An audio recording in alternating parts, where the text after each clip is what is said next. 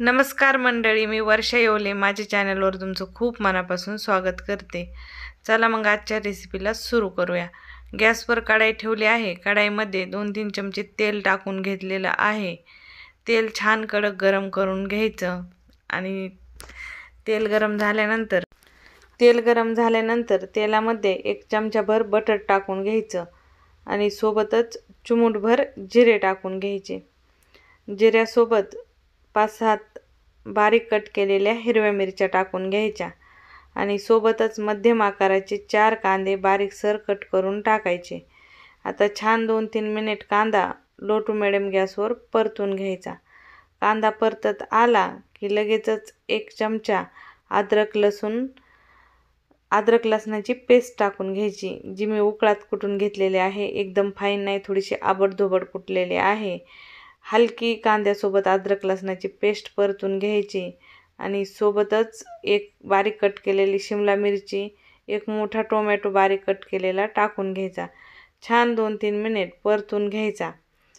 तर आता हे कांदा टोमॅटो वगैरे छान परतून झाल्यानंतर आता आपल्याला आजची जी भाजी बनवायची आहे ती आहे सोयाबीन किमा। तर गॅस कमी करून ठेवून द्यायचा आणि तोपर्यंत छान आपला कांदा वगैरे टोमॅटो छान परतून होते। तोपर्यंत इथं 1 वाटीभर सोयाबीन मी भिजवून घेतली होती, ती पाण्यातून पिळून घ्यायची आणि मिक्सरमध्ये फिरवून घ्यायची।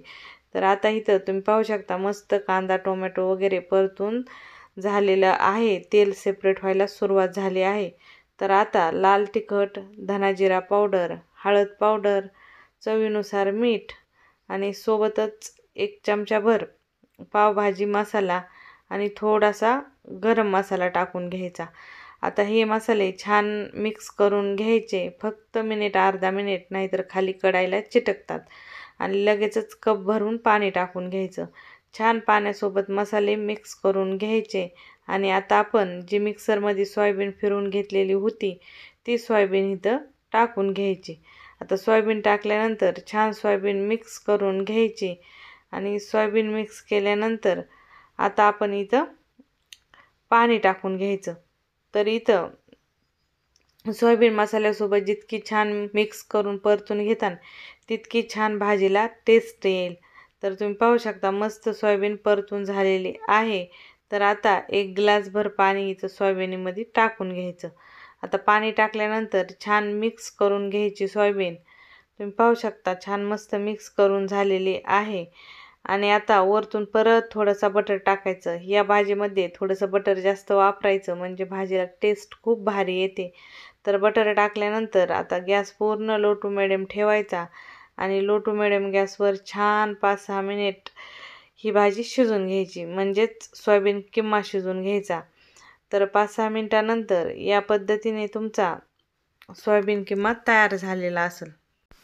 हा सोयाबीन किमा खायला खूप भारी लागतो। तुम्ही टिफिनसाठी बनवू शकता किंवा घरात वेगळी भाजी बनवायची असेल तर ही भाजी बनवू शकता किंवा स्पेशल पाहुण्यासाठी देखील बनवू शकता। खायला एकच नंबर लागतो आणि तुम्ही चपाती, भाकरी, ब्रेड किंवा शक्यतो ब्रेडसोबतच खाल्ला जातो, म्हणजे पाव नसतात का आपले वडापावचे, त्या पावासोबत, पण चपाती भाकरीसोबत बी खूप भारी लागतो। तर रेसिपी कशी वाटली कमेंटमध्ये सांगायला विसरू नका। रेसिपी आवडली तर लाईक करा, शेअर करा। पुन्हा भेटू अशाच नवीन रेसिपीसोबत।